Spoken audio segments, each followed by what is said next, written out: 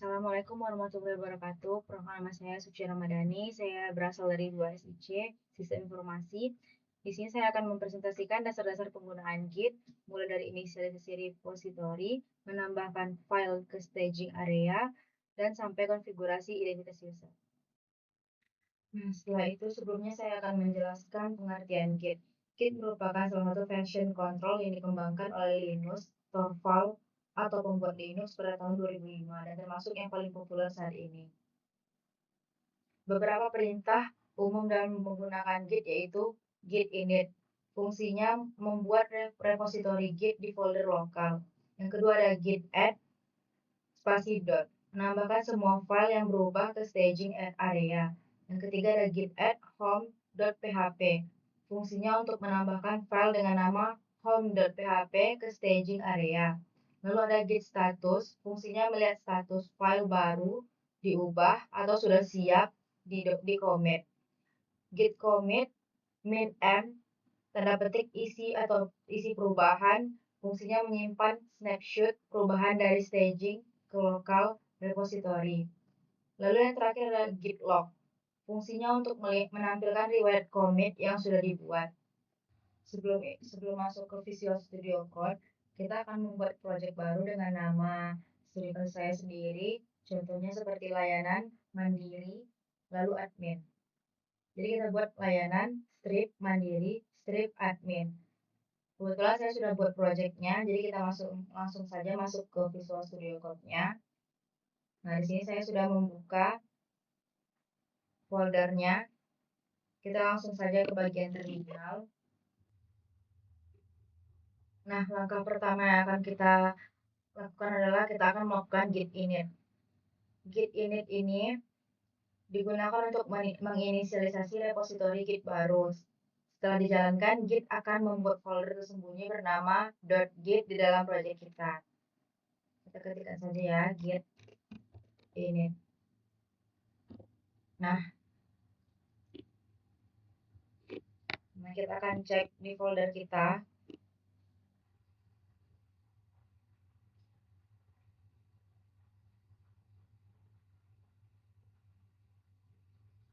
Nah, ini ya, muncul .git.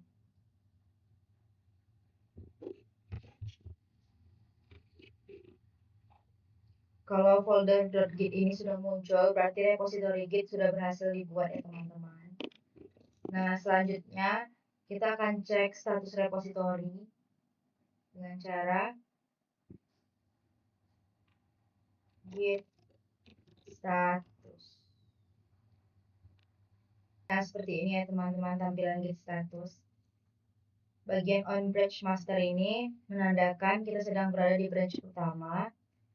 Di bagian no commit yet ini menandakan belum ada commit sama sekali. Lalu yang terakhir ada untracked file, berarti file baru yang belum dimasukkan ke repository. Nah, selanjutnya kita akan melakukan perubahan.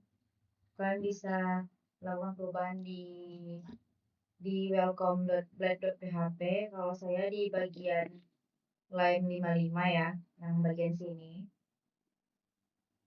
Nah, saya akan ganti ubah menjadi mulai. Nah, seperti ini. Lalu kita akan coba menggit add-nya. Nah, seperti ini. Lalu kita akan cek statusnya. Status, enter. Nah, kalau tampilannya sudah seperti ini, berarti dia sudah berubah ya teman-teman. Jadi kita tinggal mengcommit. Nih, change to be commit. Karena kita belum mengcommit, jadi dia suruh kita commit biar bisa permanen gitu perubahannya. Tapi misalnya kalian mau balik lagi ke yang pertama tadi, ke bagian tampilan ini, kayak nih ke unwrap nih, kalian bisa ketik git reset, terus tinggal enter aja, jadi nanti akan balik ke awal lagi, kayak kosong lagi filenya, kayak belum ada terjadi perubahan apa-apa. Tapi karena saya nggak mau reset, kayak saya langsung aja git commit min m. Saya akan buat dengan nama Supaya kita nggak bingung ya, kita buat dengan nama perubahan 1 seperti ini. Nah, kita langsung tinggal enter saja. Nah, seperti ini. Berarti ini dia sudah disimpan ya. Nah, setelah tampilan sudah seperti ini, di sini aku bakal kasih tahu ke Git siapa sih yang membuat perubahan ini. Kita bisa set identitas dengan cara seperti ini ya teman-teman.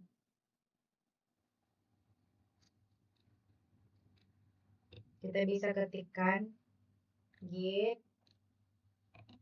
config strip local user dot name.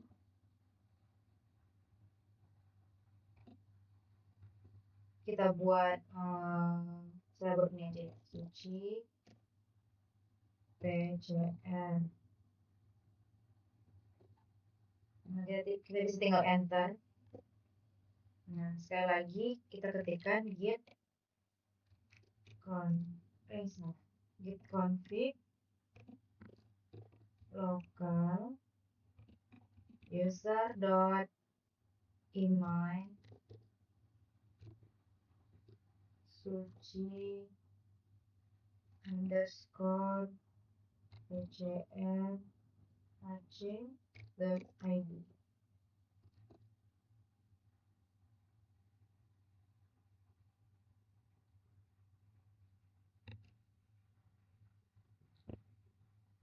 Nah, kalau sudah, kita bisa cek dengan git config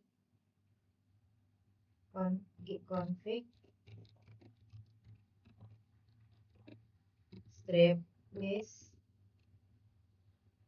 buat mastiin kalau user name dan email udah tersimpan. Kita langsung tinggal enter aja ya kalau udah git config strip list. Nah, kalau tampilan seperti ini, berarti dia udah kesimpan ya teman-teman. Nah, kalau sudah tampilan seperti ini, berarti dia sudah berhasil di commit. Nah, selanjutnya kita bakal cek git statusnya, kayak bakal ada nggak sih yang bakal di commit lagi gitu. Buat mastiin status enter.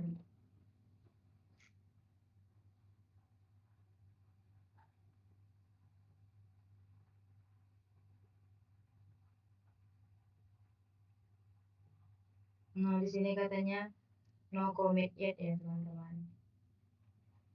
Nah, di sini selanjutnya saya akan coba beberapa perubahan lagi ya, biar kita cek.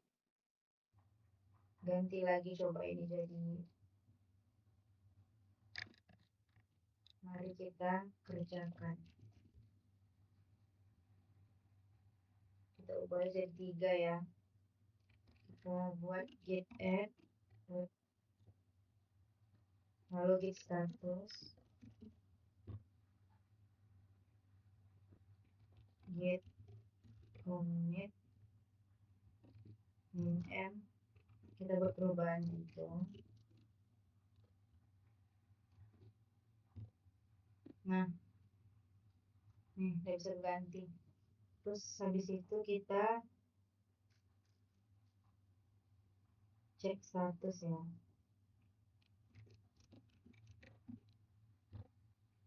Nah, udah bisa nih. Udah ada yang udah bisa commit. Terus coba kita get log lagi.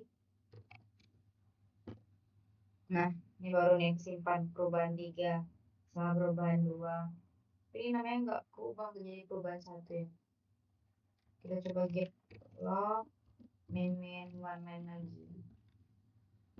Nah, ini gini dia teman-teman perubahannya. Nih, ini yang perubahan 3, ini yang perubahan 2. Nah, selanjutnya kita ke perintah git check out. Nah, ini tuh gunanya buat melihat versi aplikasi sesuai dengan ID commit yang dipilih. Kita bisa langsung enter aja ya guys. Nah, seperti ini tampilannya. Nah, selanjutnya kita bakal coba git checkout nomor ID yang mana ya? Nah, kita coba git checkout. Kita coba nomor ID. Kan sekarang headnya di D663A90. Coba kita ganti headnya bakal jadi di 227F536. 227F536 kita tinggal enter. Nah, gini ya guys kalau kita menggantinya tuh. Nah, not switching to 227F536. Coba kita cek statusnya. Nah, head detect at 227. Nah, tuh.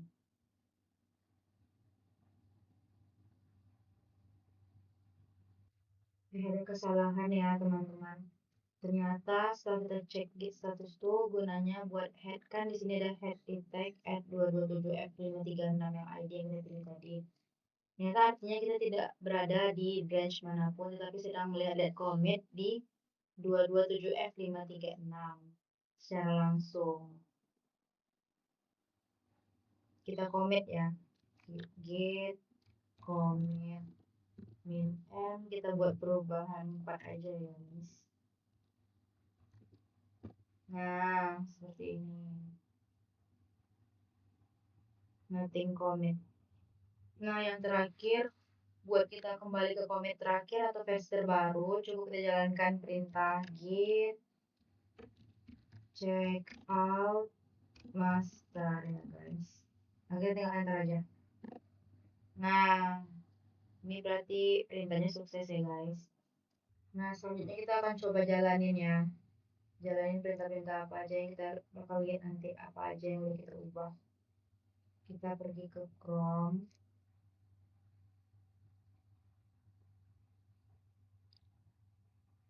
Nah, ini nih yang kita ubah tadi. Mari kita kerjakan yang di line 55 ya tadi. Terus ini kita ubah tadi jadi laravel.web. Jadi di sini ya kalau kita jalankan tuh di sini perubahannya yang bisa kita lihat di laravelnya namanya. Nah, mungkin segitu aja ya bisa aku kasih tahu gimana cara nambahin git perintah-perintah gitnya. Nah, selanjutnya saya akan menjelaskan contoh bagaimana cara melakukan passing data dari root ke controller lalu ke view di Laravel. Sesuai dengan topik yang saya yaitu layanan mandiri permohonan surat untuk admin.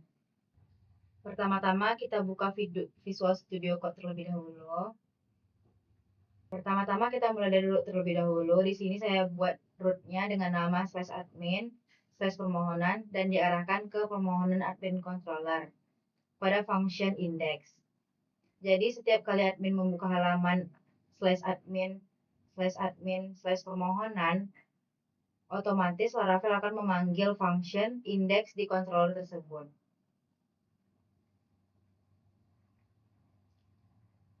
Selanjutnya pada controller, saya menambahkan beberapa data, misalnya judul halaman, judulnya, daftar permohonan surat, nama admin. Saya di sini buat nama adminnya Adrici. Lalu ada waktu login.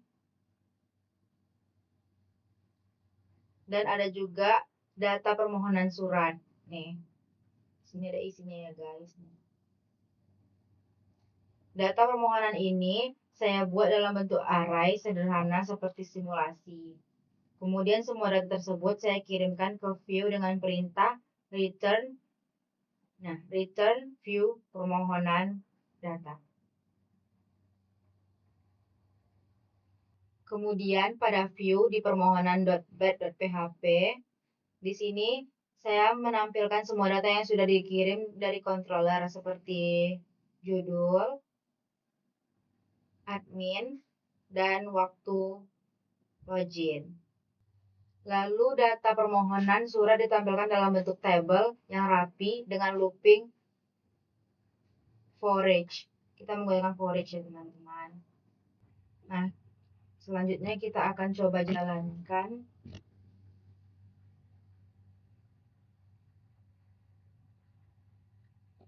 Kita jalankan dengan slice admin, slice permohonan. Nah, seperti ini tampilannya yang setelah kita buat tadi.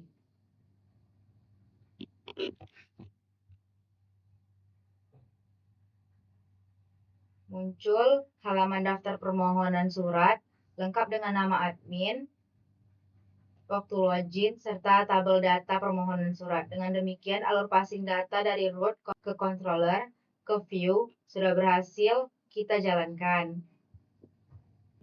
Oke, jadi tadi itu contoh sederhana passing data dari root ke controller lalu ke view di Laravel dengan topik permohonan surat. Semoga bisa dipahami dan bermanfaat bagi teman-teman semuanya. Terima kasih saya ucapkan.